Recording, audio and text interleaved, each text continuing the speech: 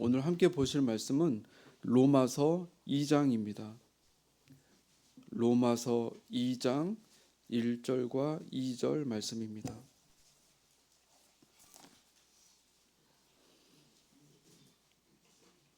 함께 읽도록 하겠습니다. 그러므로 남을 판단하는 사람아, 누구를 막론하고 내가 핑계하지 못할 것은 남을 판단하는 것으로 내가 너를 정죄함이니 판단하는 내가 같은 일을 행함이니라. 이런 일을 행하는 자에게 하나님의 심판이 진리대로 되는 줄 우리가 아노라. 아멘. 오늘 함께 통독할 말씀은 로마서 1장부터 3장까지의 말씀입니다. 로마서는 사도 바울이 3차 전도 여행 중에 고린도 지역에서 작성했던 서신서입니다. 자신이 개척하지는 않았지만 자체적으로 모여 이루어진 또한 로마 교회였지만 향후 사도 바울의 선교 사역에 있어서 매우 중요한 지역이 될 것이었기 때문에 로마 교인들을 위해 로마서를 작성하게 되었습니다. 로마서는 크게 보면 두 부분으로 나뉠 수 있습니다. 1장부터 11장까지는 이 복음의 원리에 대해서 상세하게 풀어쓰고 있습니다. 또한 12장 이후부터는 그 복음을 실제 삶 속에서 어떻게 적용해야 하는지를 기술해주고 있습니다. 이렇게 바울의 복음서라고도 불리는 이 로마서를 바울이 기술할 때 역사가 짧았던 로마 교회 내의 상황을 보면 유대인 출신 성도들과 이방인 출신 성도들 사이에서 깊은 갈등이 있었습니다. 많은 초대교회의 초창기 모습과도 비슷한데요. 이곳에서도 유대인 출신 성도들이 예수님을 믿으면서도 여전히 구약 율법을 지켜야 하지만 구원을 받는다는 조금 많이 왜곡된 구원론을 주장하고 있었던 것입니다. 그래서 오늘 통독할 1장의 16절, 17절 말씀을 먼저 좀 살펴보면 내가 복음을 부끄러워하지 아니하노니 이 복음은 모든 믿는 자에게 구원을 주시는 하나님의 능력이 됨이라. 먼저는 유대인에게요 그리고 헬라인에게로다. 복음에는 하나님의 의가 나타나서 믿음으로 믿음에 이르게 하나니 기록된 바 오직 의인은 믿음으로 말미암아 살리라 함과 같으니라. 이렇게 오직 믿음을 통해서만 구원을 얻는다는 이 복음의 원리를 강조하면서 이 복음은 유대인뿐만이 아니라 이방 민족 헬라인에게 이르기까지 우리 모두에게 똑같이 적용된다는 것을 먼저 밝히는 것입니다. 그리고 오늘 함께 살펴볼 2장 본문 말씀에서는 먼저 서로 간에 비판하는 모습에 대해서 경계하고 있습니다. 이것은 이방인들을 판단하면서 실제로는 자신들도 똑같은 죄를 짓고 있는 유대인들을 향해 먼저 경고하는 것이었습니다. 율법의 행위로는 누구도 구원을 받을 수 없기 때문입니다. 모든 사람이 죄를 범하였기 때문에 오직 하나님의 은혜로 주시는 믿음을 통해서만 구원을 얻을 수 있기 때문입니다. 1절을 다시 한번 같이 읽도록 하겠습니다. 그러므로 남을 판단하는 사람아, 누구를 막론하고 내가 핑계하지 못할 것은 남을 판단하는 것으로 내가 너를 정죄함이니 판단하는 내가 같은 일을 행함이니라. 아멘. 사도 바울은 유대인의 속마음 가운데 뿌리 깊게 내려져 있는 그들의 성향을 잘 알고 있었습니다. 왜냐하면 바울 역시 베냐민 지파 출신의 유대인이었기 때문입니다. 그들의 뿌리 깊은 스스로를 의롭게 여기는 그 유대인의 특징을 먼저 질책하는 것입니다.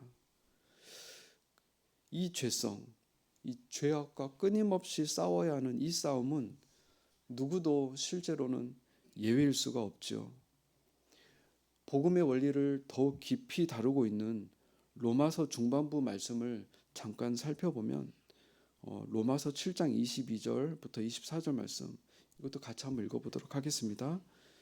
내 속사람으로는 하나님의 법을 즐거워하되 내 지체 속에 한 다른 법이 내 마음의 법과 싸워 내 지체 속에 있는 죄의 법으로 나를 사로잡는 것을 보는도다. 오호라, 나는 곤고한 사람이로다. 이 사망의 몸에서 누가 나를 건져내랴. 이처럼 우리는 구원받은 거듭난 성도일지라도, 하나님의 귀한 자녀일지라도 내 안에 두 법이 있는데, 내 안에 이 죄성이 자꾸만 나로 하여금 죄를 짓게 만든다는 것입니다. 하나님 나라에 가서야 최종적으로 완성되는 우리의 구원을 보는 것이죠. 이것을 안다면 이 땅에서 살아가는 동안에는 누구도 예외 없이 우리 안에 이 부패한 죄의 습성과 끊임없이 싸워야 하는 여정임을 알려주는 것입니다. 이 죄의 습성을 가지고 있는 불완전한 우리들이 누구를 비판할 수 있겠는지요? 그 비판하는 모습이 실은 자기 안에서도 똑같이 발견된다는 것을 오늘 본문은 말씀해 줍니다. 오늘 본문 그 다음 절들에서 보면 당시 유대인들이 이방인들을 향해 비판할 때 사용했던 그 기준, 율법에 대해서도 사도 바울이 설명을 계속해 주는데요. 로마서 2장 20절에서 23절 제가 속히 읽어보도록 하겠습니다. 율법에 있는 지식과 진리의 모본을 가진 자로서 어리석은 자의 교사요 어린아이의 선생이라고 스스로 믿으니, 그러면 다른 사람을 가르치는 내가 내 자신은 가르치지 아니하느냐? 도둑질을 하지 말라 선포하는 내가 도둑질하느냐? 간음하지 말라 말하는 내가 간음하느냐? 우상을 가증히 여기는 내가 신전 물건을 도둑질하느냐? 율법을 자랑하는 내가 율법을 범함으로 하나님을 욕되게 하느냐? 율법주의자들이 정죄의 기준으로 삼고 있던 그 율법이 우리 자신들에게도 동일하게 적용되고 있다는 것을 말씀해 주고 있습니다. 그래서 사도 바울 역시도 오호라, 나는 곤고한 자로다라고 고백하면서 율법을 통해 오히려 자기 자신의 죄를 발견하였기 때문입니다. 그래서 그 다음 절을 보면 유대인들을 향해서 할례는 마음의 할지니라 라고 말씀해 줍니다.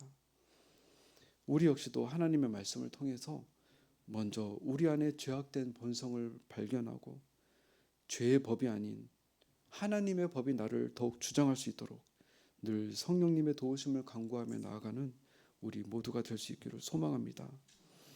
그래서 늘 복음의 빚진 자의 마음으로 형제를 나보다 낮게 여기며 성령이 주시는 그 화평에 매는 줄로 서로가 더욱 하나가 되어 온전한 그리스도의 몸을 세워나가는 우리 북문 공동체가 될 수 있기를 간절히 소망합니다. 말씀을 정리하겠습니다.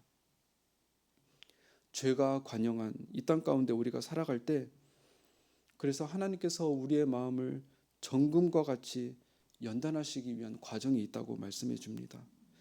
사도 바울 역시 이 연단을 위해 혹 우리에게 다가오는 불시험을 이상히 여기지 말라고 하였습니다.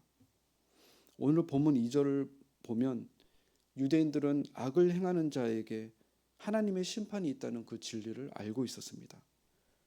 알고 있으면서도 자신들도 똑같이 악을 행하면서도 타인을 비판하는 그 악을 더욱 쌓았던 것입니다. 그러니 율법을 안다고 하는 자들에게는 심판이 더욱 커질 뿐이었습니다. 율법 앞에서는 누구도 예외일 수 없습니다. 그럼에도 불구하고 자신들은 예외라고 생각했던 유대인들의 그 인식을 사도 바울은 바로 세우고자 했던 것입니다. 이를 통해 전국에는 로마 교회의 모든 성도들이 올바른 구원관 위에서 최종적으로 하나가 되기를 원했던 것입니다. 서로가 서로의 연약함을 함께 짊어지는 것이 불완전한 각 지체인 우리들이 온전한 그리스도의 몸을 세워나가는 비결이 됩니다. 에베소서 4장 1절에서 3절을 함께 읽고 마치겠습니다. 그러므로 주 안에서 갇힌 내가 너희를 권하노니 너희가 부르심에 받은 일에 합당하게 행하여 모든 겸손과 온유로 하고 오래 참음으로 사랑 가운데서 서로 용납하고 평안에 매는 줄로 성령이 하나 되게 하신 것을 힘써 지키라. 아멘. 성령의 교통하심으로 온전히 예수 그리스도의 몸을 세워나가는 우리 북문 믿음 공동체 되길 간절히 소망합니다. 기도하시겠습니다.